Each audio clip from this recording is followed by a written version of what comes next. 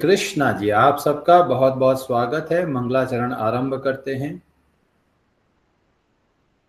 ओम नमो भगवते वासुदेवाय। ओम अज्ञानतिमिरान्धस्य ज्ञानाञ्जनशलाकया चक्षुरुन्मीलितं येन तस्मै श्रीगुरवे नमः। नमः ओम विष्णुपादाय कृष्णपृष्ठाय भूतले श्रीमते भक्तिवेदांत स्वामिनिति नामिने नमस्ते सारस्वते देवे गौरवाणी प्रचारिणे निर्विशेष शून्यवादी पाश्चात्य देशतारिणे। जय श्री कृष्ण चैतन्य प्रभु नित्यानंद श्री अद्वैत गदाधर श्रीवासादि गौर भक्त वृंद। हरे कृष्ण कृष्ण कृष्ण हरे हरे, हरे राम राम राम हरे हरे। कार्पण्य दोषोपहत स्वभावः पृच्छामि त्वां धर्म सम्मूढचेताः। यच्छ्रेयः स्यान्निश्चितं ब्रूहि तन्मे शिष्यस्ते अहं शाधि मां त्वां प्रपन्नम। हरे कृष्णा जी। भगवद गीता आरंभ करते हैं। अध्याय 4 श्लोक नंबर 34। ब्रजेश्वरी जी, आप पढ़ेंगे संस्कृत। हरे कृष्णा। तद्विद्धि प्रणिपातेन परिप्रश्नेन सेवया उपदेक्ष्यन्ति ते ज्ञानम् ज्ञानिनस्तत्त्वदर्शिनः। हरे कृष्णा। हरे कृष्णा। तत् विभिन्न यज्ञों के उस ज्ञान को विद्धि जानने का प्रयास करो। प्रणिपातेन गुरु के पास जाकर के, परिप्रश्नेन विनीत जिज्ञासा से, सेवया सेवा के द्वारा, उपदेक्ष्यन्ति दीक्षित करेंगे, ते तुमको ज्ञानम ज्ञान में, ज्ञानिनः स्वरूप सिद्ध, तत्व तत्व के, दर्शिनः दर्शी। तुम गुरु के पास जाकर सत्य को जानने का प्रयास करो, उनसे विनीत होकर जिज्ञासा करो और उनकी सेवा करो। स्वरूप सिद्ध व्यक्ति तुम्हें ज्ञान प्रदान कर सकते हैं, क्योंकि उन्होंने सत्य का दर्शन किया है। हरे कृष्णा जी।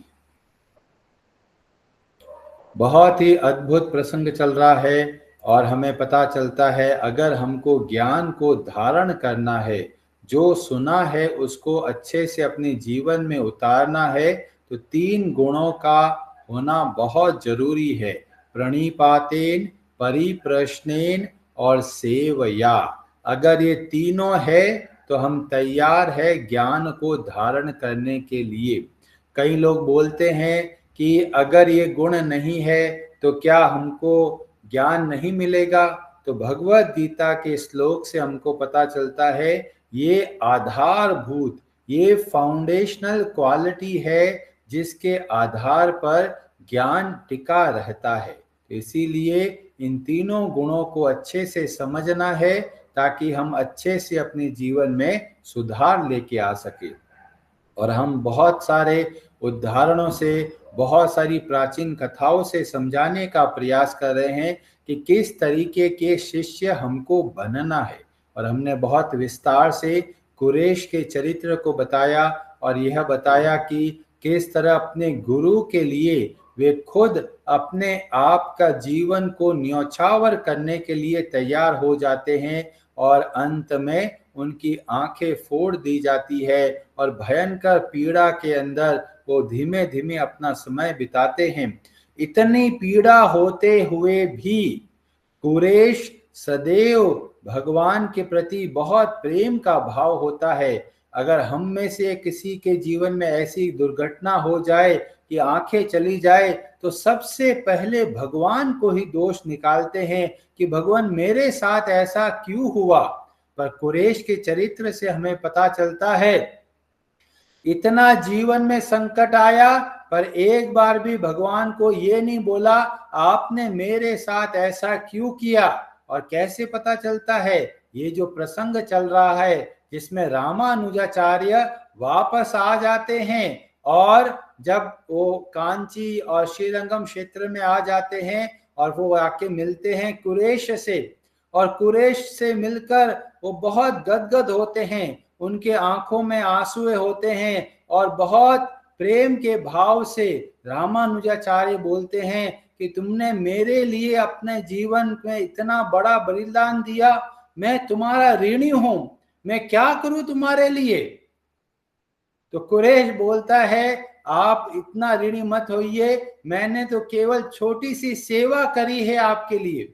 और बहुत डिस्कशन होता है, और रामानुजाचार्य बोलते हैं एक आदेश कि अब तुम जाओ, मेरा आदेश है कि कांची में जहां पर वो लोग होते हैं, बोलते हैं कांची के स्वामी है। कौन है? वरदराज पेरुमल, जो बहुत सुंदर भगवान श्री नारायण का मंदिर है, जिसमें बहुत बहुत अटैचमेंट होता है, बहुत प्रेम का भाव होता है बहुत सारे भक्तों में। रामानुजाचार्य, कुरेश, ये ऐसे होते हैं जो भगवान श्री नारायण से सीधा बात करते हैं।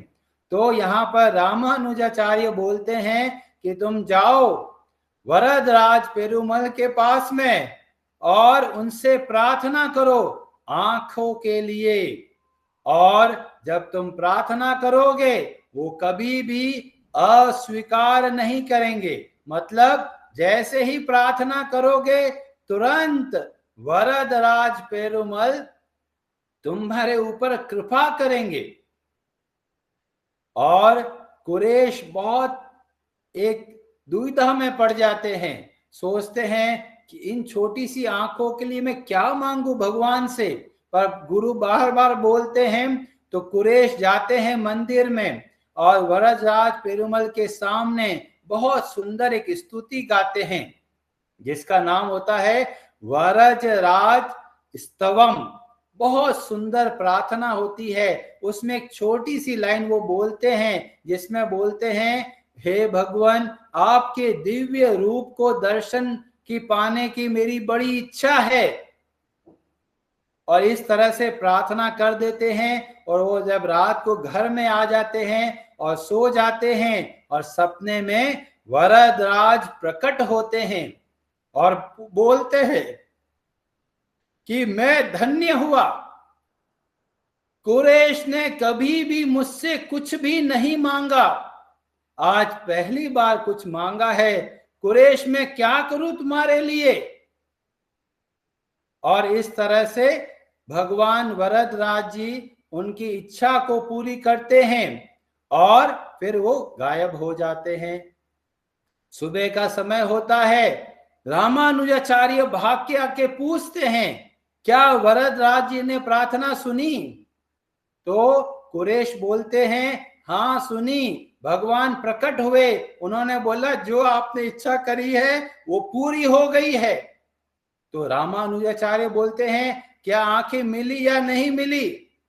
तो कुरेश बोलते हैं मैंने प्रार्थना करी थी दिव्य आंखों के लिए, ताकि मैं भगवान के दर्शन कर पाऊं, और भगवान ने वो पूरी कर दी, पर वास्तव में मुझको आंखें नहीं मिली। यह सुनकर रामानुजाचार्य बहुत दुखी होते हैं और बोलते हैं इसी समय मेरे साथ में चलो और मेरे साथ में मंदिर में जाकर मेरे सामने भगवान श्री वरदराज जी के सामने प्रार्थना करो। और लेके जाते हैं रामानुजाचार्य अपने शिष्य कुरेश को, और फिर वो मंदिर पहुंच जाते हैं और कुरेश फिर वापस बहुत सुंदर स्तुति करते हैं।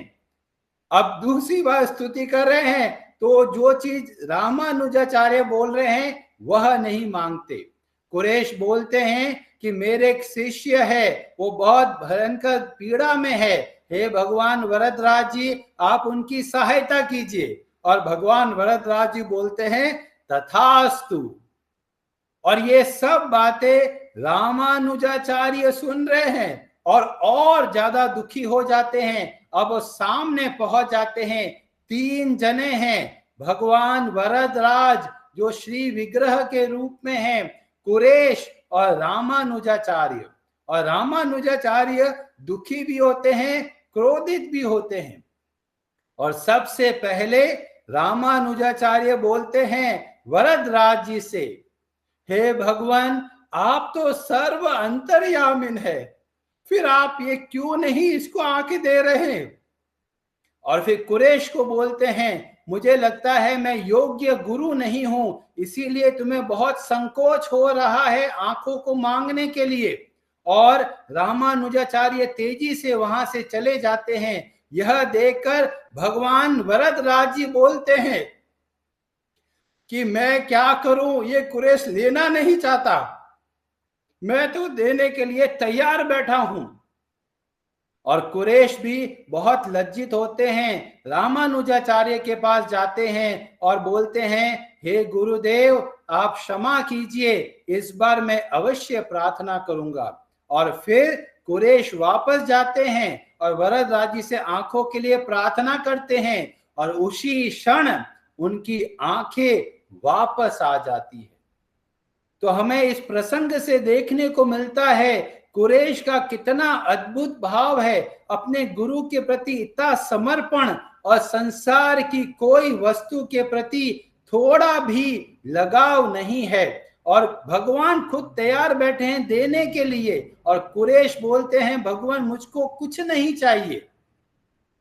तो इस तरीके का भाव कब मिलता है? जब हम योग्य गुरु के अंतर्गत रहकर शिक्षा प्राप्त करते हैं। जितना हम समर्पण अपने गुरु के प्रति रखते हैं, भगवान के प्रति उतना समर्पण स्वतः ही होता चला जाता है, क्योंकि जो गुरु होते हैं वो वास्तव में भगवान के प्रतिनिधि हैं। जब गुरु की सेवा करते हैं तो भगवान को बहुत बहुत प्रसन्नता होती है।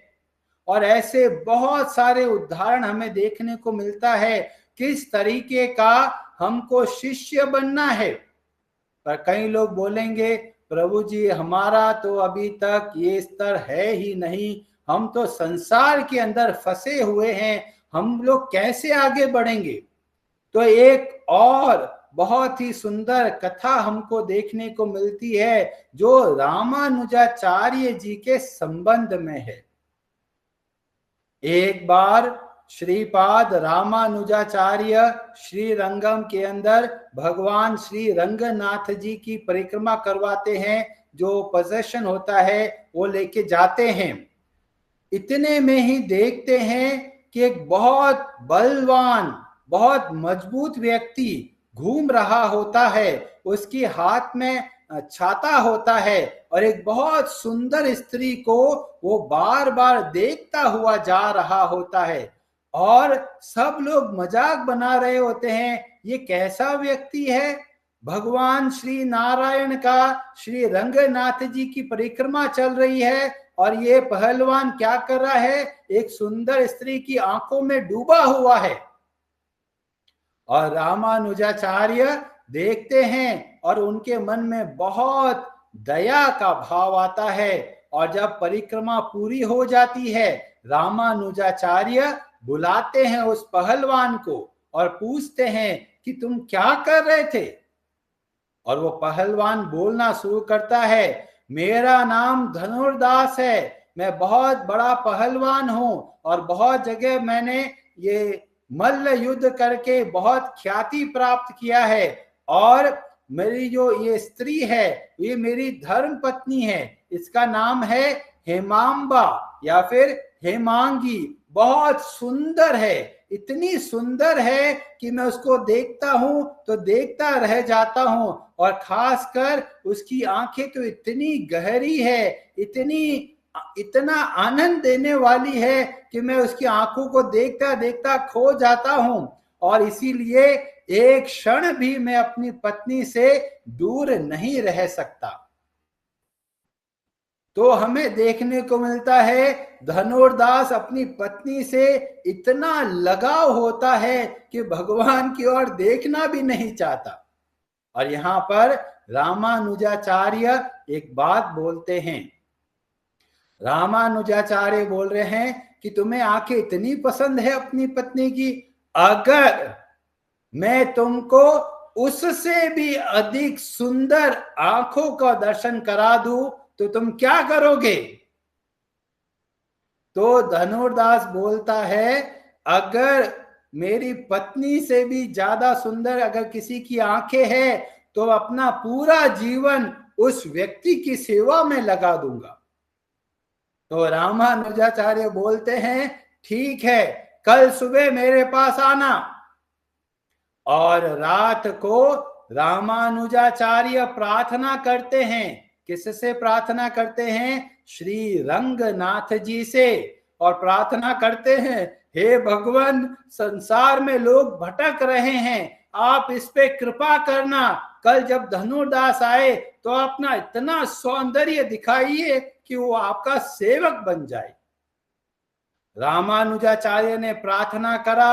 अगले दिन धनुर्दास आए और रामानुजाचार्य बोलते हैं, धनुर्दास जाओ भगवान श्री रंगनाथ जी के दर्शन करो और खासकर उनकी आंखों में देखना।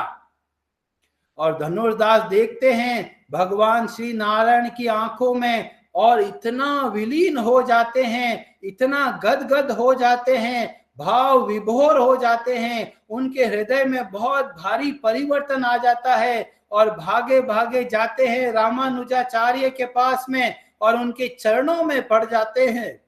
और धनुर्दास बोलते हैं, यह आपकी कृपा से ही संभव हुआ, नहीं तो मैं संसार की आंखों में ही भटकता रह जाता।